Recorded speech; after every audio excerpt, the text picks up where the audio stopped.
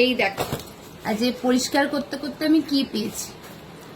ISC Bengali language and literature, doctor Nirab Baran Hazra. এখানে আবার এটাও লেখা আছে ডাইনি বা ডাকিনী বিদ্যা। বাংলার ডাক শব্দের স্ত্রীলিঙ্গে ডাকিনী হয়। আচ্ছা, আর ডাক, হ্যাঁ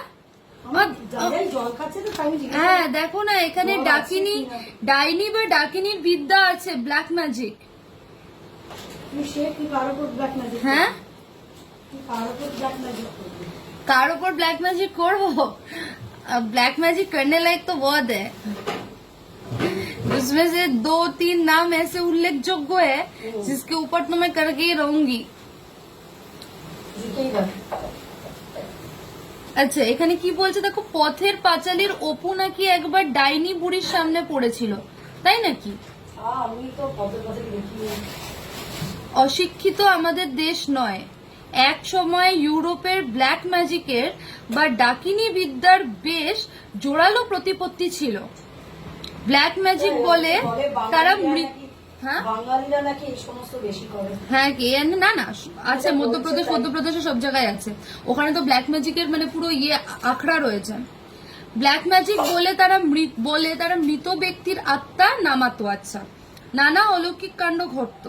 তবে কালো জাদুর রহস্য উদ্ঘাটিত হওয়ায় ইউরোপের ডাকিনী বিদ্যার বিশ্বাস এখন লুপ্ত হয়েছে। ইউরোপের, ভারতবর্ষের ডাইন প্রথা আদিবাসী সম্প্রদায়ের মধ্যে বিশেষভাবে চালু আছে। এখনো হয়তো এগুলো কিছু আছে, কিছু আছে।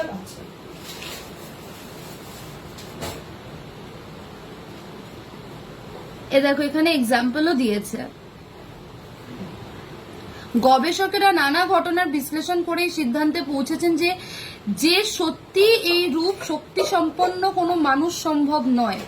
প্রতিপত্তিশালী ব্যক্তি অর্থনৈতিক ও সামাজিক কারণে ডাইন অপবাদে ধরনের পরিকল্পিত হত্যা করে থাকেন।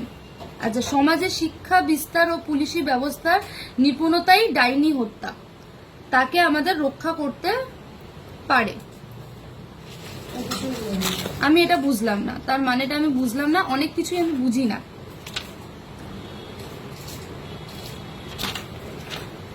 যাই হোক, ছোটবেলায় এই বই প্রচুর পড়েছি।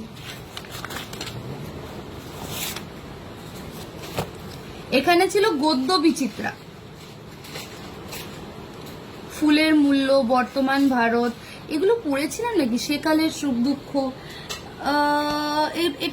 এটা মনে হয় আমাদের বই ছিল, মানে কি বলে ওটাকে, গাইড বুক টাইপের কিছু। কত কিছু মনে পড়ে যায় না।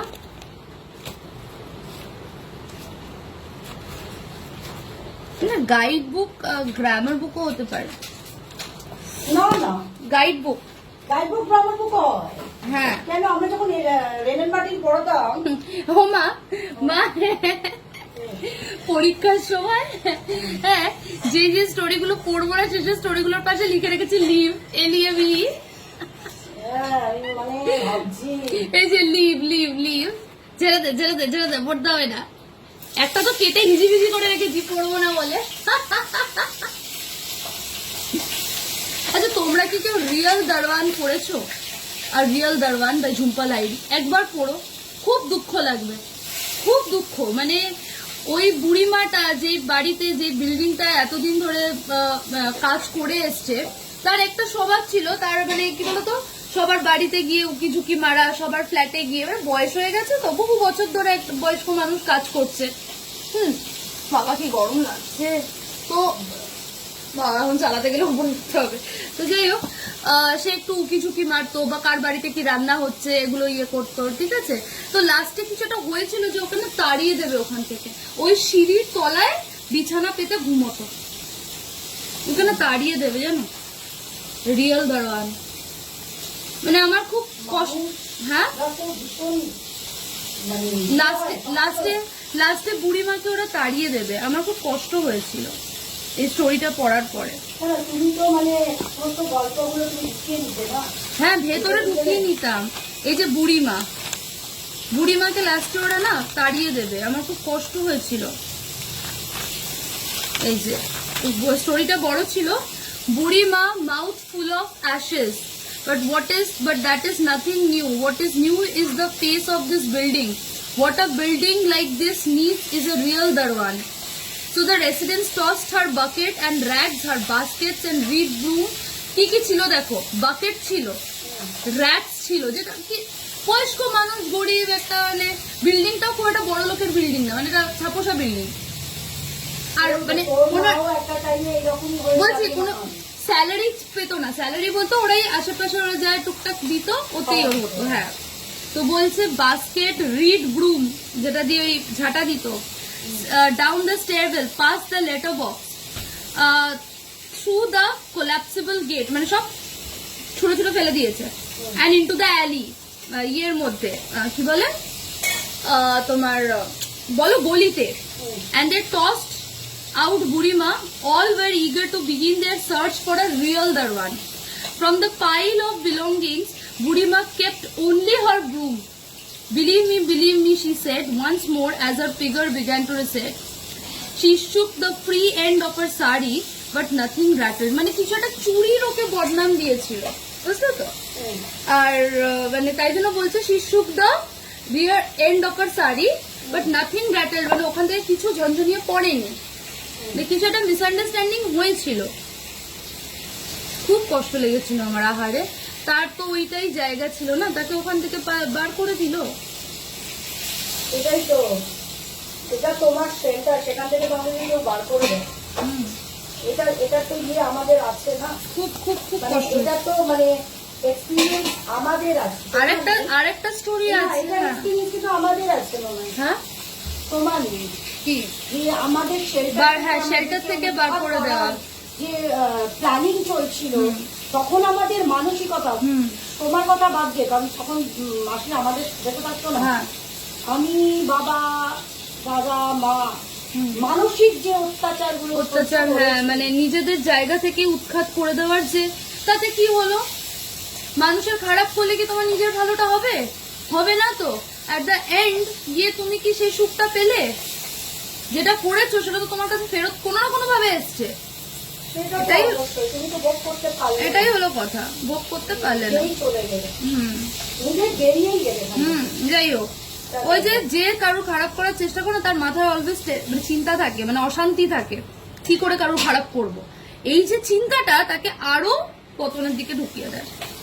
আরেকটা গল্প আছে, ল্যাম্প টু দ্য স্লটার।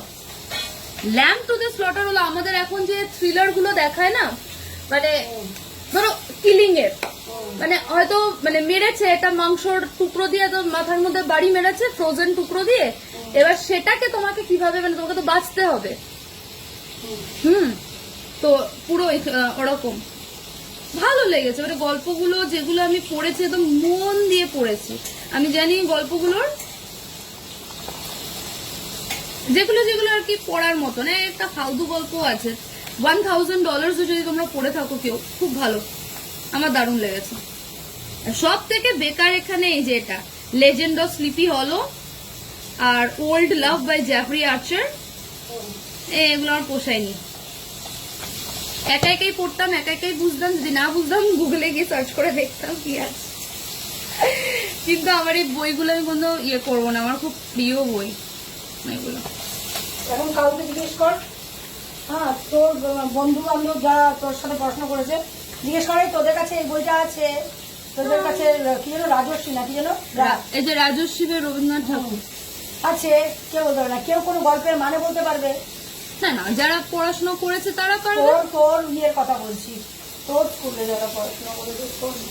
এই যে রাজস্বী মানে হলো রাজা হয়েও যিনি ঋষি। যাই হোক, রাজস্বী মেন হলো যখন আমি পুরোটা পড়িনি, ফার্স্ট 22টা চ্যাপ্টার পড়েছিলাম, তো ওখানে ছিল যে ওর খুব ওটাই আর কি বলি প্রথা যেটা ছিল, যে বাংলা শ্বেত পাথরের ওপর দিয়ে, মানে ওই যে বাংলায় বলে শ্বেত পাথর সাদা, তো মানে বলি হওয়ার পরে সে রক্তের জল ওই শ্বেত পাথর দিয়ে মানে রক্ত গড়িয়ে গড়িয়ে বা শ্বেত পাথরটা পুরো স্টেন্ড উইথ ব্লাড। তো সেটা আর কি মানে সেই সিনারিওটা তো বলি প্রথাটা বন্ধ করেছিল। এটাই রাজস্বীতে তো মানে এটাই ছিল বিগিনিং এ। তারপর লাস্টের দিকে কি ছিল অত পড়িনি। ফার্স্টের 22টা চ্যাপ্টার পড়েছিলাম, জানি প্রথম 10টা থেকে তো আসবেই কোয়েশ্চেন, ওর লজ্জা নেই মামা। তাই জন্য আর পরেরটা পড়িনি। আর যদি সেখান থেকে আসতো তাহলে কি না কেন, প্রথম 22টার মধ্যেই তো আসল গল্প লুকিয়ে আছে।